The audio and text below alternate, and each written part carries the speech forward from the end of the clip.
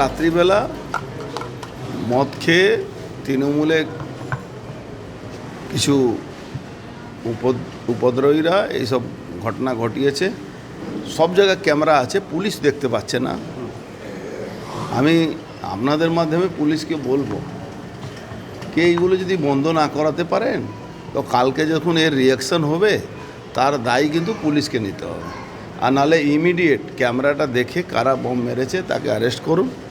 আর যদি না অ্যারেস্ট করুন তাহলে খোলা ময়দানে লড়াই হবে। কোনো উপায় নেই, আমাদের কাছেও কোনো উপায় নেই, ব্যাগ ফুটে যাওয়ার আমাদের কাছে কোনো জায়গাও নেই।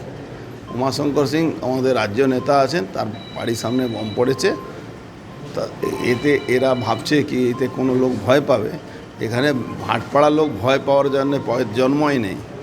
তার জবাব পেয়ে যাবে। জবাবটা কিভাবে দিতে হবে সেটাও আমরা জানি। পুলিশ যদি এটা নিয়ে না এগিয়ে যায় বা না অ্যারেস্ট করে। আপনার বাড়ির সামনেই তো, বেশি দূর নয়। না, আমার বাড়ির সামনে নেই, কিন্তু আছে। আর তৃণমূলের কাছে তো এর ছাড়া কোনো অস্ত্র নেই, কিন্তু এটাও আছে। যারা করছে যদি না ধরে তাহলে আমরা আমাদের ব্যবস্থা নিয়ে নেব, অসুবিধা নেই।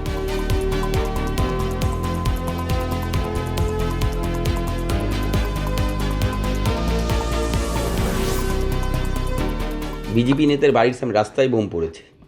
এর সঙ্গে দীর্ঘ দূরত্বে কোনোভাবে রাজনীতির কোনো সম্পর্ক চেষ্টা করেও খুঁজে পাবেন না। বোম পড়েছে, অবশ্যই প্রশাসন দেখবে। এর সঙ্গে রাজনীতির সম্পর্ক নেই। কেন তারা বলছে তো তৃণমূলের দুষ্কৃতীরা বোম ছুড়েছে, আমরা বিজেপি ভোট পেয়েছে বলে, এখান থেকে বেশি বিজেপি ভোট পেয়েছে বলে এই জন্য বোম ছুড়েছে। ভোটের রেজাল্ট বেরোলো না আর বিজেপি বেশি ভোট পেয়েছে? ভোটের রেজাল্ট বেরোয়নি তো। ভোটের রেজাল্টের পরেই কথাটা বলতে পারবেন কে বেশি ভোট পেয়েছে। আরে ভোটের রেজাল্টটা বেরোক। যারা বোম মেরেছে তারা তৃণমূলের দুষ্কৃতী বলে দাবি করে। দুষ্কৃতি আমি মনে করি যেহেতু দুষ্কৃতীদের কোনো রাজনৈতিক দল হয় না। দুষ্কৃতি আমরা নালে বলতে পারতাম যে অবিলম্বে প্রশাসন গ্রেপ্তার করুক, কঠোর পদক্ষেপ নিক। আমাদের সঙ্গে দূর দূরান্তে দুষ্কৃতীদের সাথে কোনো সম্পর্ক নেই।